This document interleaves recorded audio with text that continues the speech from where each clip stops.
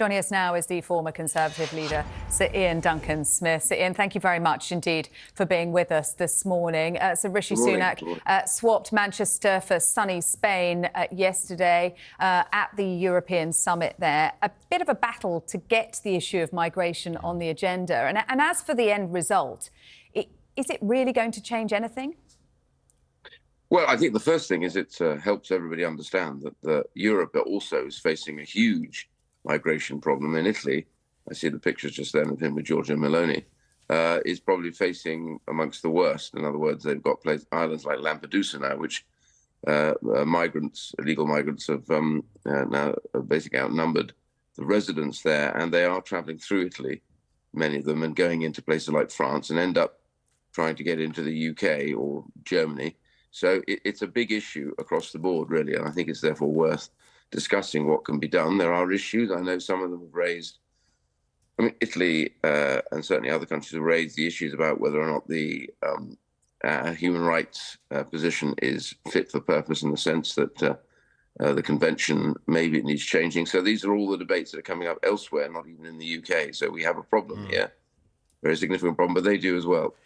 I was very struck by those numbers. You know, we've talked about the numbers of illegal migrants coming to this country being around 20,000. People say it's out of control in this country. Italy is facing 127,000. Migration is going to be a big issue as we come into the next general election. Rishi Sunak trying desperately to command this position. Also, we spent £500 million on France trying to stop the boats. This has caused somewhat of a consternation at the Conservative Party conference, which has just ended. Rishi Sunak saying it's time for change. Well, Mr. Sunak, you've been in power for 13 years.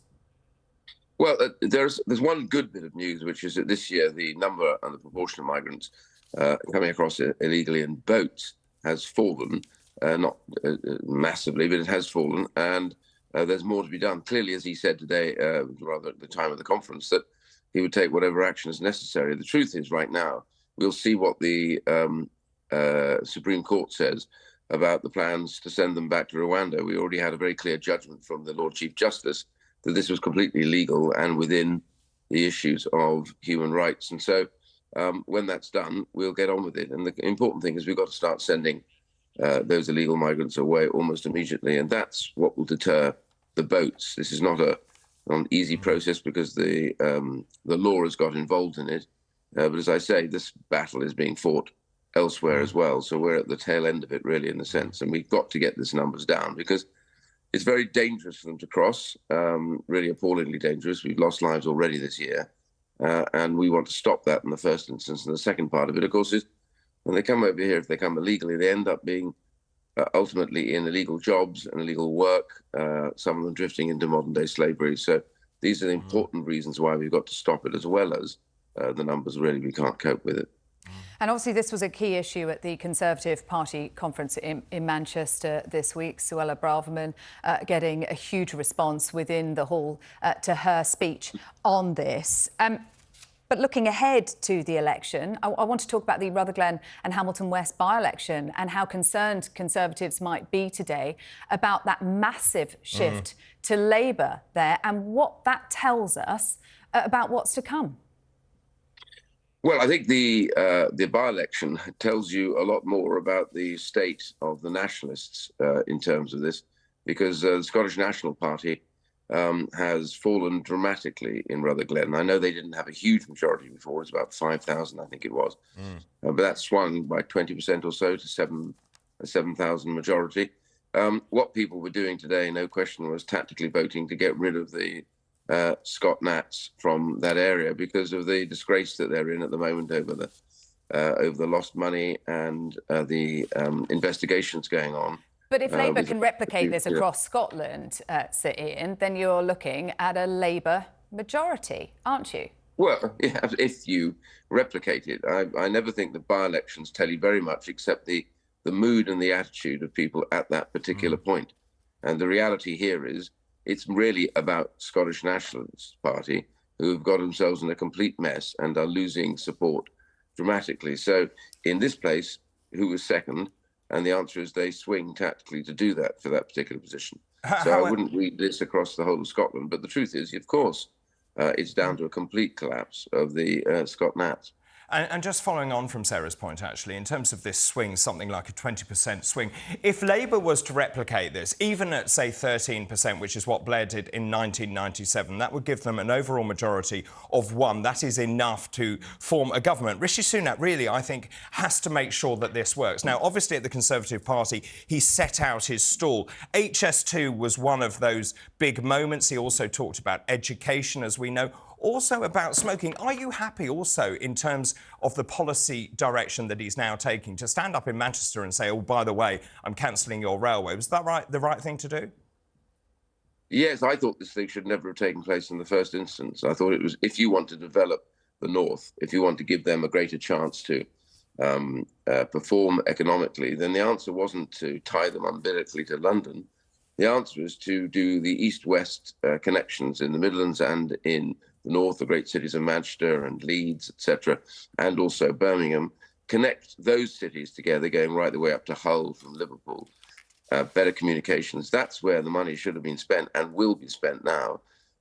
Sadly, it's taken a little while to do it, but then this was a cross-party affair, but I felt it was wrong to do that. Make them a competitor to London so that we don't have to have this overdevelopment that takes place in London most of the time, and let them be a destination for international investment in a way that they probably aren't at the moment. And that is the way to raise up standards and to level up, as we said, rather than tying them to London, which is the last thing they needed.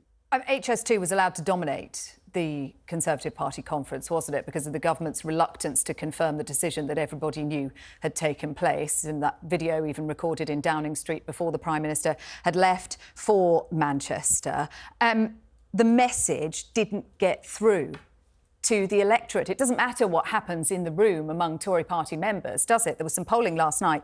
Just 4% of the general public thought that Rishi Sunak's speech was excellent. 61% of the public, nearly two-thirds, didn't watch or listen to it. Rishi Sunak isn't cutting through.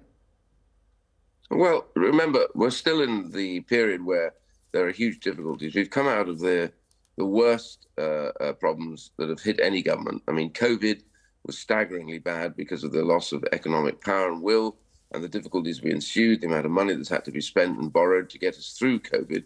And then as we come out of that, we hit the war in Ukraine, the fuel crisis that takes place because of the Russian attacks to stop, we can't buy Russian oil, etc. So all those economies around the world. But time isn't on your side, is it, Sir Iain?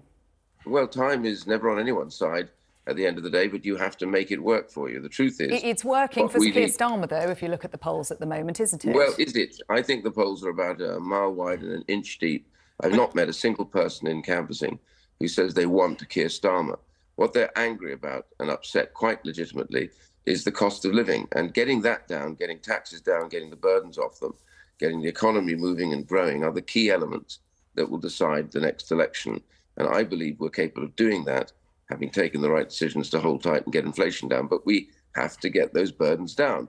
And can I just jump in and say, surely what the polling shows is that when the Conservative Party actually become Conservative, the poll lead, Labour's poll lead, actually drops. Isn't the point that actually the Conservative Party has lost its way? I agree that there is a fair time to go. As they say, a week is a long time in politics.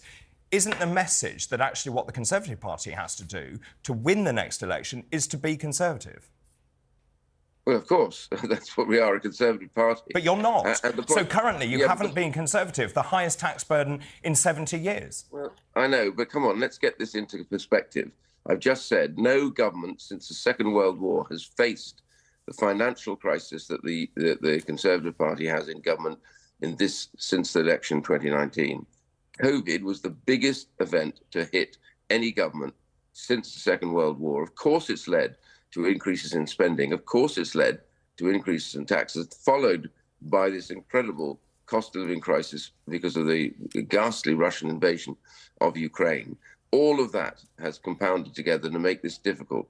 And of course, being Conservative, getting the burden down on people, making sure we don't beat them to death as they head towards net zero with high taxes. All of this are the decisions that have to be made, which he's already shown that he can make that decision about net zero, and he's taken the cost away from people who didn't want it.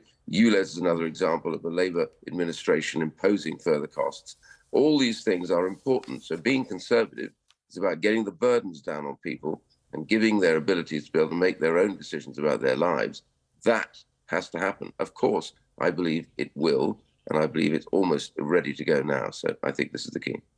OK, so Iain Duncan Smith, thank you very much indeed for joining us.